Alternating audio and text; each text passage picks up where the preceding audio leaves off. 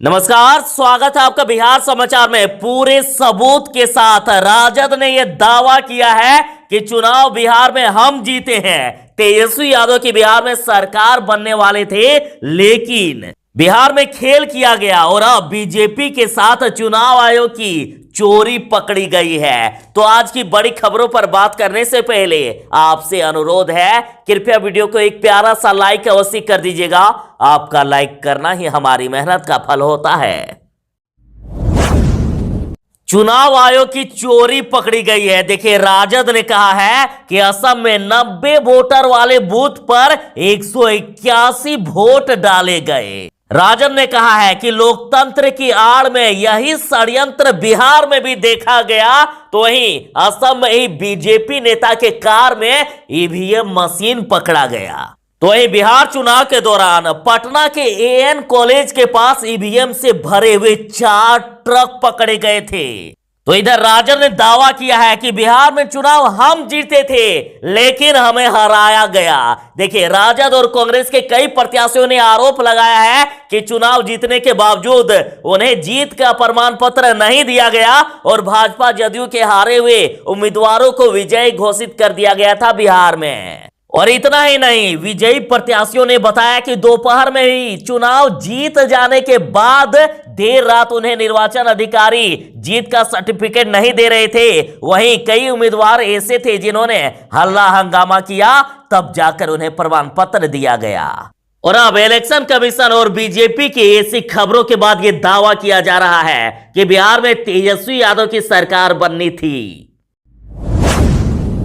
वाह, गजब हो रहा है। कभी देखिए, चुनाव के समय बीजेपी नेता के गाड़ी में ईवीएम मिलते हैं और अब तो चमत्कार भी होने लगे हैं चुनाव में। देखिए, 90 वोटर जहां पर है वहां पर 181 वोट पड़ गए हैं। गजब का चमत्कार असम में देखा गया और चुनाव आयोग से जवाब मांगा गया है कि कैसे आखिर ये चमत्कार हो गया। जवाब दीजिए। ऐसा लगता है कि जैसे सच में भारत में लोकतंत्र अब कुछ ही दिन की मेहमान रह गया है। जब चुनाव आयोग जैसी संस्था निष्पक्षता त्याग कर किसी दल विशेष को जिताने पर उतारू हो जाए तो फिर क्या बाकी रह जाता है। कुछ दिनों से चुनाव आयोग के ऐसे कारनामों को लेकर देश अब काफी गुस्से में है और असम में इस बार चुनाव आयोग की बेईमानी पकड़ी गई है। मामला असम के दीमा हासाओ जिले का है, जहां एक पोलिंग स्टेशन पर सिर्फ 90 वोटर्स हैं, लेकिन यहां 181 वोट पड़ गए। विपक्ष कह रहे हैं कि बिहार में महाजंगल राज आ चुका है। तो वहीं देखिए, खुद नीतीश के मंत्री बीजेपी नेता सत्ता पक्ष अब यह मान रहा है कि बिहार में नरसंहार हुआ है। दरअसल बिहार के मधुबनी में एक ही परिवार के 5 लोगों की हत्या कर दी गई। तो इस पर देखिए, बीजेपी के विधायक विनोद नारायण झा ने कहा है कि ये नरसंहार हुआ है, दोषियों को फांसी की सजा होनी चाहिए ताकि भविष्य में कोई भी ऐसी घटना करने की जरूरत ना करे। अपराधियों की कोई जाति नहीं होती है, वो बस अपराधी होते हैं। बिहार में अब इतनी खराब स्थिति हो गई है कि खुद देखिए, बीजेपी और जदयू नेता मान रहे हैं कि बिहार में नरसंहार हो रहा है।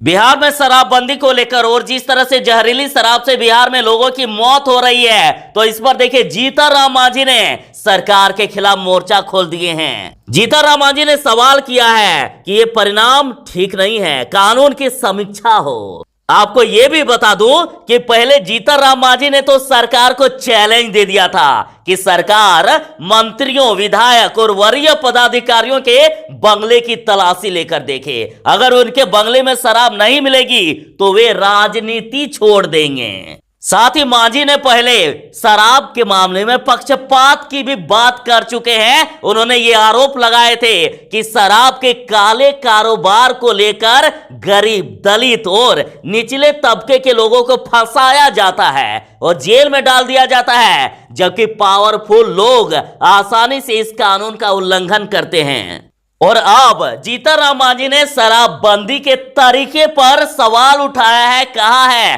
कि इससे परिणाम अच्छे नहीं आ रहे हैं, अतः और भी सख्त किया जाए। विधानसभा में हुई मारपीट पर तेजस्वी यादव ने मांग की है कि जो भी दोषी हो उनकी बर्खास्तगी होनी चाहिए, चाहे बिहार सरकार यानी मुख्यमंत्री नीतीश कुमार ही क्यों ना हो। तेजस्वी बोले हैं कि विधानसभा को जलियांवाला बाग बनाने की थी साजिश।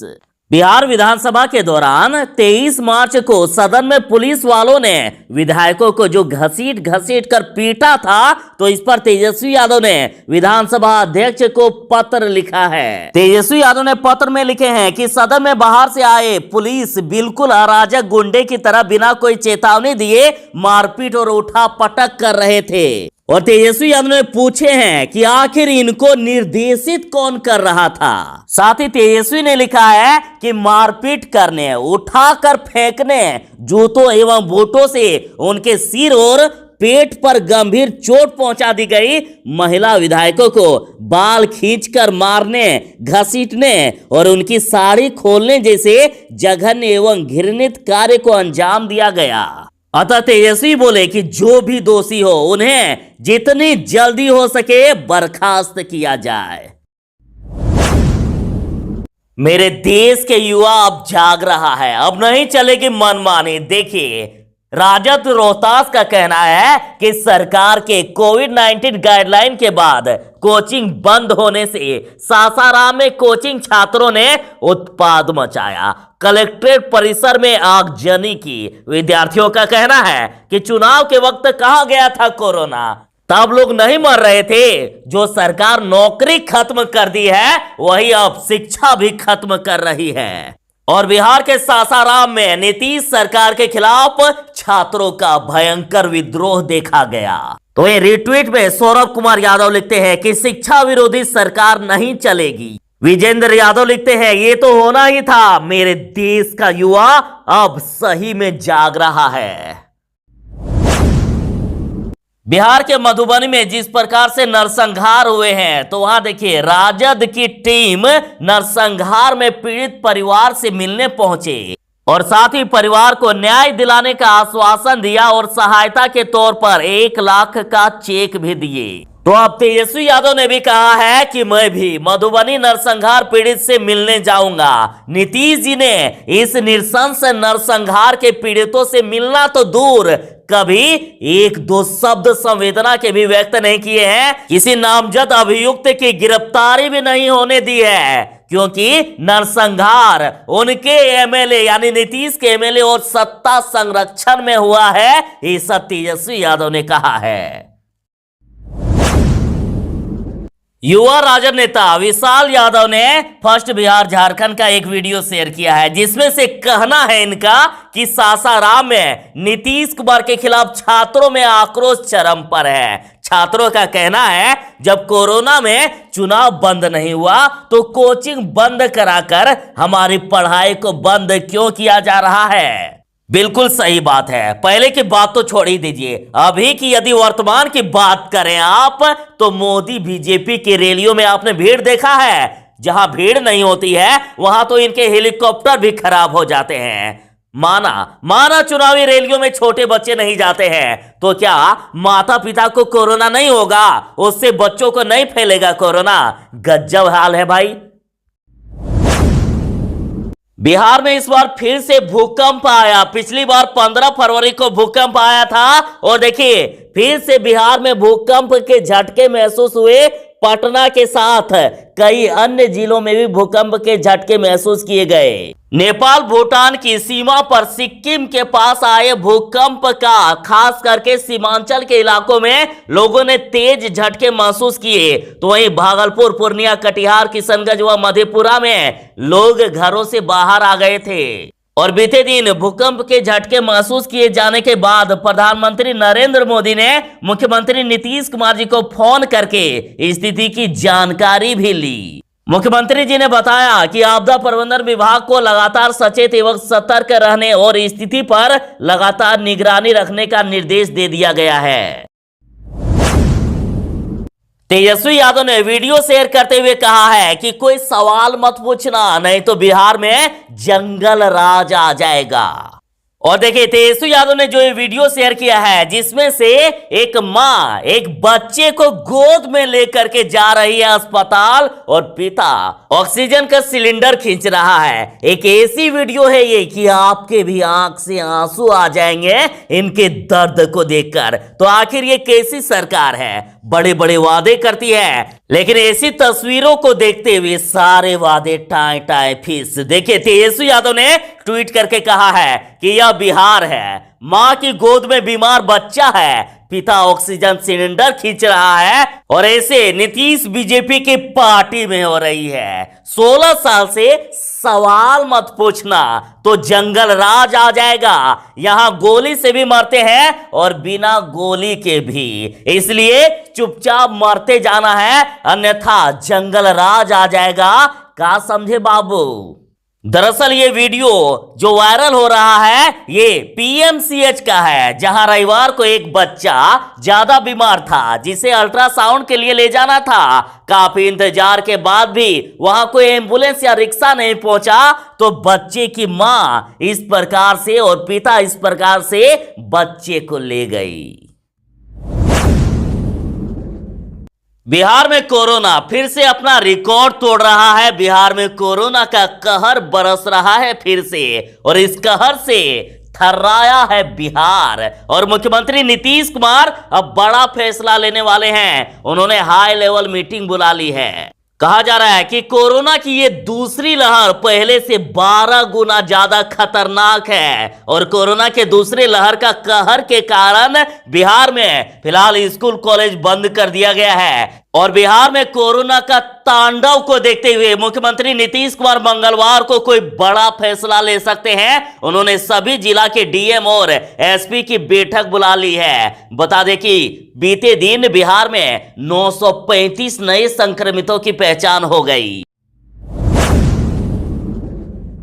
कोरोना की दूसरी लहर ने बिहार में कोहराम मचा दिया है और ये दूसरी लहर पहले से 12 गुना ज्यादा खतरनाक है और सरकार ने फिर से नया आदेश जारी कर दिया है। देखिए मास्क नहीं पहनने वालों के लिए अब तक 50 रुपए का जुर्माना लिया जाता था, लेकिन अब और भी सख्त कार्रवाई की जाएगी। आदेश दे दिया गया है कि कोई भी यदि दुकान में बिना मास्क के सिर्फ दुकानदार ही नहीं कोई एक भी कस्टमर दिखे तो उस दुकान को 3 दिनों के लिए बंद करा दिया जाएगा। साथ ही यदि बस, ऑटो या निजी वाहन में बिना मास्क के दिखे तो वाहन को जब्त कर लिया जाएगा। तो ऐसा आदेश बिहार के पटना के साथ कई अन्य जिलों में भी जारी कर दिया गया। बिहार वालों को एक और बड़ा तोहफा मिल गया है। बिहार के मुजफ्फरपुर में मेगा फूड पार्क को केंद्र ने मंजूरी दे दी है और इससे हजारों लोगों को रोजगार मिलेगा। देखिए बिहार के मुजफ्फरपुर के मोतीपुर ब्लॉक में केंद्र सरकार की तरफ से एक मेगा फूड पार्क को मंजूरी दे दी गई, इसका ऐलान कर दिया गया है। और सबसे खास बात कि इस प्रोजेक्ट से करीब 5000 रोजगार के अवसर सृजित होंगे। बिहार बोर्ड मैट्रिक का रिजल्ट जारी कर दिया गया है जिसमें से 78.17% बच्चे पास हो गए और इस बार 3 परीक्षार्थियों ने 484 नंबर लाया है। मोतिहारी की पूजा, नालंदा की शुभदर्शिनी और रोहतास के संदीप टॉपर हुए हैं। सबके सेम नंबर हैं। और फेल की बात करें तो इस बार मैट्रिक में 3,60,000 से भी अधिक बच्चे फेल हो गए हैं। बिहार वाले ध्यान दीजिएगा, खास करके पटना वाले। देखिए अभी और जारी रहेगा हेलमेट चेकिंग अभियान। हेलमेट नहीं है तो खरीद लीजिएगा, नहीं तो देना होगा 1000 का फाइन।